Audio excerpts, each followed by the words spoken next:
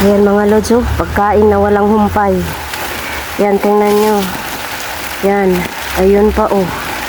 Yan, oh, yan, oh, mga gambas or prawn. Yan, sobrang dami. Wala ka nang maisip kung anong kukunin mo. Yan guys, sobra-sobra. Hindi mo na alam kung anong kakainin. Kakain ka pa ba nito o hindi na. Everything is nandito na. Tinira na. Andito pa guys, oh. Yan, oh. Yan. Sobra. Nasira kasi yung kanilang freezer. Ito lahat to guys, pagkain. Ito mga chicken nuggets, patatas, marisco or seafoods. Nandito lahat mga buenas, ayan, oh. Ayan, tingnan nyo. Ito yung codfish or bacalao. Sobrang dami. May mga squid. Ayan. Guys, lahat po ito ay itinapon nila. Ayan, oh. Sobrang dami.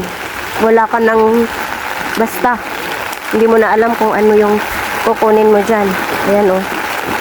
5 containers na puro ano. Ayan, oh. Tingnan nyo. Nagkalat na lang sa sahig. So, isulit natin to sa mga kuan. Ganito, guys, oh. Oh, yan. Ano pang gagawin mo dyan? Ayan, ito naman ay purong patatas. French fries. Lahat ito ay French fries, guys. Yan. Wala nang super waste of food, guys. Sobrang dami ng tinapon na pagkain. Yan, oh. Nasira kasi yung kanilang nasira yung kanilang freezer. Pero frozen pa to, guys, oh. May ice pa. Yan, oh. Tingnan nyo yan. May mga ice cream. Complete sentence na mga palangga. Ayan, oh. Yan. Oh, andito yung mga hinahanap nyo na mga kung ano-ano. Oh, ayan, oh. Yung mga kumbaga sa atin, lollipop. Oh, ha? Chupa chups. Pero frozen. So, ayan, guys. You see that? Ayun, oh. Daming, yung prawn na hilaw na hindi pa nahaluto. Yun. Okay, yan. So, ayan, no. Kung malapit lang ang Africa, pamigay sa Africa to.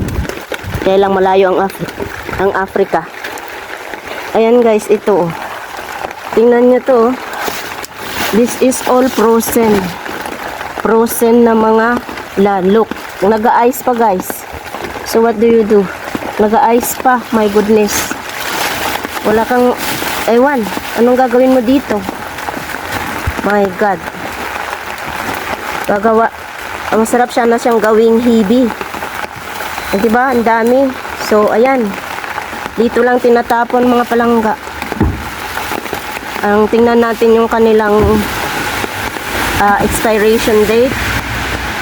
We will see the expiration date. Ayan, January 2026. Sira yung kanilang freezer. That's why nandito na. Okay, ayan. Thank you for watching, guys. Bye-bye.